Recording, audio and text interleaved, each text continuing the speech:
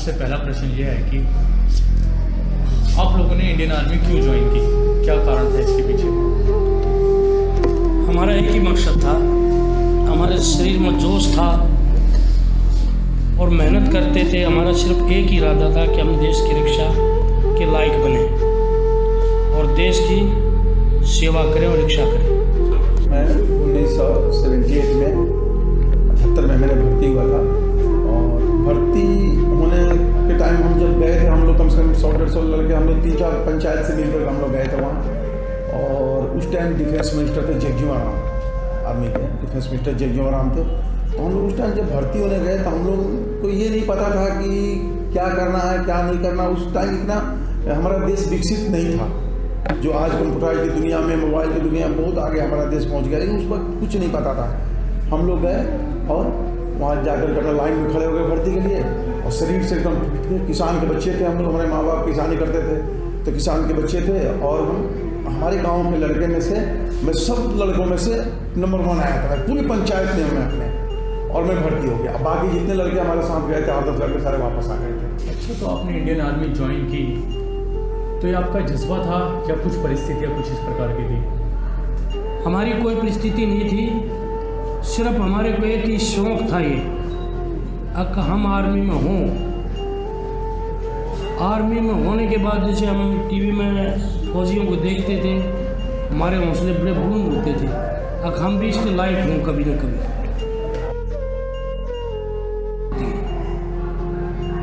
कम से कम 4-4 फीट बर्फ़ में पैर धंस जाते हैं, हाथ भी मुंह भी बर्फ़ में बिल्कुल सड़ जाते हैं, ऑक्सीजन नहीं है वहाँ भी काट के आए हम देश के लिए, अगर हमारे देश को कोई आपत्ति ना आए। देश की रक्षा के लिए हमने अपनी जान बिल्कुल देश के नाम लिख रखी थी। हम कभी भी ख़त्म हो सकते थे, हम कभी नहीं घबराए, गोली से या बर्फ़ से कभी भी नहीं घबराए। सिर्फ एक ही तमन्ना थी कि हम देश की रक्षा करें, ये हमारा जज्बा था। और हमारे मतलब बर्फ में रहना आदमी का मतलब नहाता भी नहीं, आदमी धोता एकदम सड़ जाता है आदमी एक्चुअल में। और इतनी मतलब कठिनाइयाँ से जवान हमारे गुजरते हैं। और आज के टाइम इस वक्त जनवरी फरवरी दिसंबर में बहुत ठंडी पड़ती है, पूरी बर्फ ही बर्फ रहता है वहाँ ग्लेशियर के अंदर, मतलब बर्फ कभी हटता नहीं वहाँ से, 12 महीना बर्फ रहता है वहाँ पे ग्लेशियर का। कोई मतलब ही नहीं है, ऑक्सीजन है नहीं, भूख लगता नहीं है, थोड़ा सा खाओ, हलवा रेडीमेड हलवा मैसूर से बन के जाता है, थोड़ा सा खाते हैं और खा करके बस उसी पर रह जाते हैं, भूख ही नहीं लगता है। हिम्मत और इतनी बुलंदियाँ रखता हूँ, अगर आज भी मेरे को बॉर्डर पर बुलाया जाए तो मैं आज भी देश की रक्षा करने के लिए तैयार हूँ। गाँव में एक वर्दी पहन के चाचा आते थे 71 की लड़ाई में, जब लड़ाई ख़त्म हुई तो गाँव आए तो हम लोग गए देखने के लिए उनको, भाई जिंदा वापस आ गए, चलो देखते हैं। तो हारी वर्दी पहन के आए थे, बड़ा उस टाइम जवान गांव में आते थे तो वर्दी पहन के ही आते थे, आज नहीं आते हैं। उस टाइम जवान वर्दी पहन के ही गांव छुट्टी आते थे। तो फिर बड़ा हुआ, मन में हुआ कि मैं भी जाऊँगा, ये वर्दी पहनना है, मतलब मन में उठा लिया कि ये वर्दी पहनना ही पहनना है, चाहे कुछ भी हो। भाग दौड़ करके जहाँ मतलब भर्ती पता लगता ज़्यादा था, लेकिन फर्स्ट चांस मैं भर्ती को देखने गया था, भर्ती होने नहीं गया था। और दोस्त भर्ती होने गया था, मैं भर्ती हो गया, दोस्त मेरे वापस आ गए। तो मेरी हारी वर्दी को इतना गर्व था कि पहनूंगा तो यही वर्दी पहनूंगा, दूसरा नहीं पहनूंगा। और एक मन में जज्बा तो था ही था, देश की सेवा था और साथ में बड़ी लगन था मन में मेरा कि मैं जाऊँगा। लेकिन यहाँ COD है, इसके पास एयरपोर्ट के पास में मेडिसिन की, तो मैं गंगानगर से मेडिसिन लेने आया यहाँ और मैं घर रुक गया। घर से मैं सुबह 5 बजे चला, एक बुजुर्ग आदमी मेरे को रास्ते मिला, मैं वर्दी पहन के निकला था घर से। यहाँ बगैर वर्दी घुसने नहीं देते अंदर दिल्ली में। तो मेरे को बोला कि बेटा रुकना, मैं रुका। माताऊ जी नमस्ते। नमस्ते बेटा। मेरे को देख के ऐसे ऊपर नीचे देख के मैं 4 बार तो मैं सिर पर हाथ रखा होगा, उसने पुचकारा मेरे को, बोला बेटा बहुत सुंदर लग रहा है, बहुत अच्छा। किसका है बेटा? मैं बोला माँ मैं तुम्हारी का हूँ। अच्छा, वाह वाह, बहुत बढ़िया बेटा, तेरे बाप ने बहुत अच्छे कर्म करे कि जो तू फौज में, कितना सुंदर लग रहा है। तो मैं इतना खुश हुआ आकाश इस कपड़े को देख के, मेरे को क्या सम्मान मिल रहा है गाँव में। क्या इज्जत मिल रही है, और मेरे बाप को, मेरी माँ को, मेरे को कितना मान सम्मान मिल रहा है। तो आर्मी में होने से इतना मान सम्मान मिलता कि हद से ज़्यादा। अभी देखते हैं कि आजकल की जो नई पीढ़ी है वो सभी डॉक्टर बनना चाहते हैं, इंजीनियर बनना चाहते हैं, सीए बनना चाहते हैं, लेकिन कोई भी आर्मी ज्वाइन नहीं करना चाहता। मैं क्वेश्चन कर रहा हूँ क्योंकि मैंने कहा था पहले भी और अभी भी फिर दोबारा आ रहा हूँ कि आज की डेट में जितने किसान के बच्चे आर्मी के मतलब तरफ मुड़ते हैं या जाते हैं, उतना सारे लड़के नहीं जाते हैं। सर के नाक बराबर है। यहाँ पे गोपीनाथ बाजार है दिल्ली के अंदर, कोई बच्चे नहीं, सब गुड़गांव, पलवल, रोहतक, हरियाणा, इधर उधर सब दूर दूर से लड़के आते हैं, भर्ती होते हैं। यहाँ के बच्चे नहीं जाते। यहाँ के बच्चे क्या होते हैं, doctor, engineer, computer engineer, software engineer वगैरह वगैरह लोग बनना चाहता है, लेकिन आर्मी ज्वाइन नहीं करना चाहता। इसके पीछे कारण क्या है? इसके पीछे कारण एक है कि तो मतलब इसके लिए प्रोत्साहन थोड़ा देने की ज़रूरत है, थोड़ी बहुत गाइडलाइन अच्छे लोग जो हैं इसके लिए पीछे वो करें तो हो सकता है। ऐसी कोई बड़ी बात नहीं हो सकता है इस पर। अच्छा सर, अब जो हमारा आपसे एक क्वेश्चन और है वो ये है कि जो आजकल के नेता है वो ये कहते हैं कि जो हमारे सैनिक है, कमांडो है, ये भर्ती हुए ही शहीद होने के लिए है। तो इसके ऊपर मतलब आप क्या कहना चाहोगे? नहीं, कुछ नेता लोग बोलते हैं, वो गलत बोलते हैं। वो देश के जवानों को, मनोबल को नीचे गिराने के लिए इस शब्द को इस्तेमाल किया जाता है। और इस तरह के कोई भी नेता, कोई मंत्री, कोई भी हो, जैसे खास करके आपने बिहार का इलेक्शन में आपने सुना होगा, इसलिए क्वेश्चन बना है। बिहार में 3 नेता ने बोला था, नीतीश कुमार के पार्टी के, कि सेना में जवान शहीद होने के लिए, मरने के लिए जाते हैं। साफ शब्दों में बोला था उसने, पेपर पूरा हिंदुस्तान के पेपर मीडिया छा गया था। तो ये शब्द उनको नहीं बोलना चाहिए था। इस हिसाब से ये जो चीज़ है उनके मतलब नहीं बोलनी चाहिए। तो आपको ऐसा कुछ लगता है कि इन बातों के पीछे भी कोई राजनीतिक कारण हो सकता है? जरूर कोई ना कोई कारण होगा तभी बोले हम लोग। बिना कारण के तो बोल नहीं सकते हैं, बिना कारण का तो कोई बोलता ही नहीं है। तो मेरा आपसे एक प्रश्न और ये है कि जैसे आजकल हम देख रहे हैं कि सोशल नेटवर्क पे एक सैनिक है, तेज बहादुर यादव, जिनकी वीडियो बहुत ज़्यादा वायरल हो रखी है, जिसमें बताया है कि उनको बॉर्डर पे वो खड़े रहते हैं, इतनी मतलब बर्फबारी भी होती है वहाँ, मुश्किलों का सामना करते हैं, जैसे कि आपने बताया अभी थोड़ी देर पहले। तो आपको लगता है कि मतलब कि हाँ सही में वहाँ ऐसा होता है, और ये हो क्यों रहा है? किस कारण से उनको मतलब ढंग से खाना नहीं मिल पा रहा, या कोई भी उनको किसी चीज़ की कमी किस कारण से हो रही है? तो इसके पीछे आप मतलब क्या कहना चाहिए?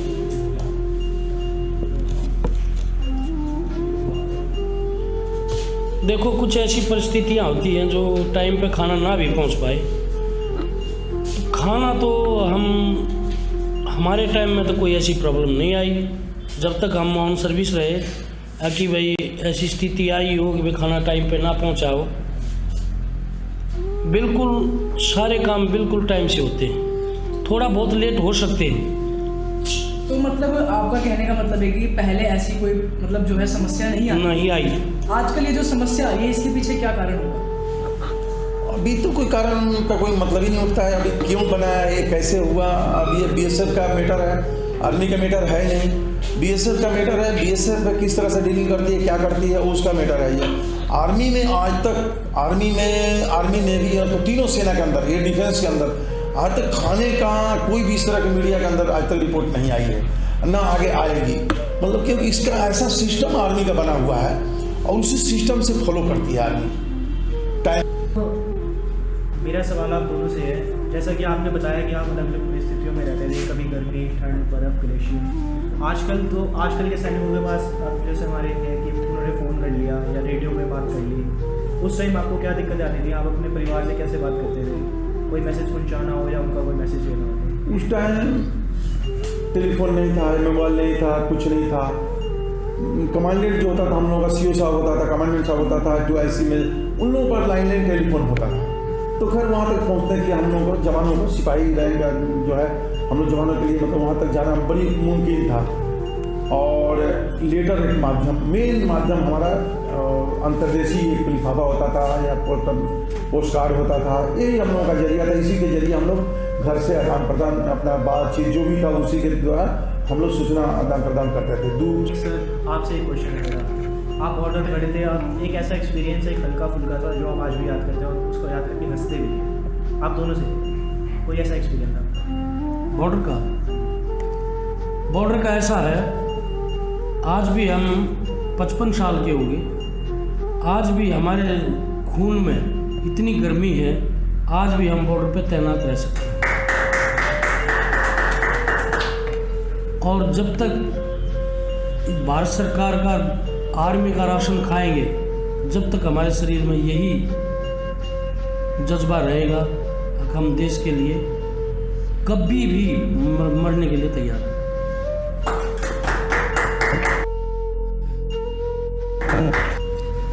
आर्मी ज्वाइन करना चाहिए आज के नौजवानों को।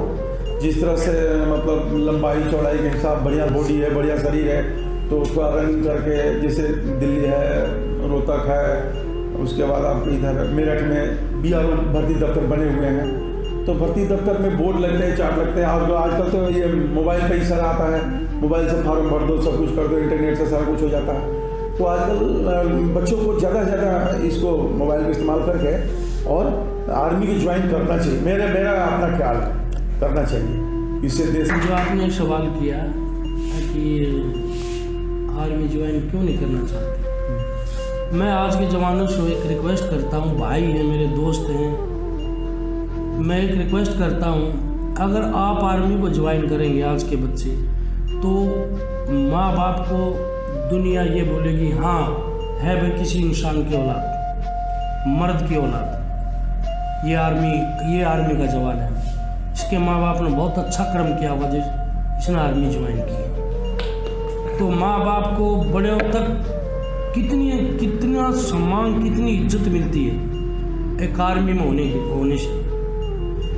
मैं और एक सिविलियन, इन दोनों को किस नज़रिए से देखना चाहिए कि कैसे एक सोल्जर अलग है सिविलियन से?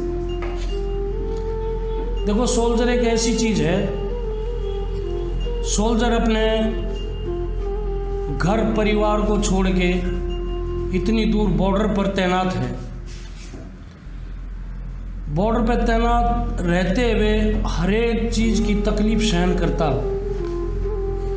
तकलीफ सहन करते हुए जो इंडिया के अंदर सिविलियन माँ बहन बेटी भाई बुजुर्ग सभी चैन से सोते हैं और रात दिन बॉर्डर के ऊपर खड़ा रहता है।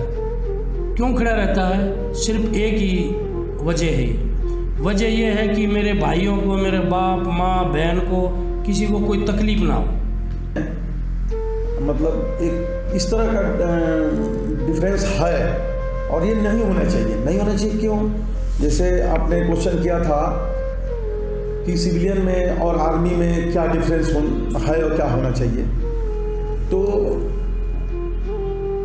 फौजी जवान पूरे देश को एक नाज है, एक नाज है देश हमारा भारतवर्ष को नाज है, फौजी जवानों के ऊपर देश की नाज है। फौज और जो फौज के जवान वो इंडिया की रीढ़ की हड्डी है, रीढ़ की हड्डी है। और इसी को मद्देनजर देखते हुए पूरी हमारी भारतवर्ष इसी जवानों की रीढ़ की हड्डी, जो उन्होंने कहा, इसी रीढ़ की हड्डी पर टिकी हुई है। आर्मी का जवान इतनी तकलीफ सहन करता है, उस तकलीफ को देखते हुए उसका मनोबल मत तोड़ो। ठीक, जो हमारे नेताजी हैं, MP MLA हैं या बड़े नेता हैं, ये आर्मी के खिलाफ बोल के अगर भाई आर्मी में तो मरने के लिए ही भर्ती होते हैं, डिफेंस के ऊपर कोई भी नेता को बोलने का कोई हक नहीं बोलना चाहिए।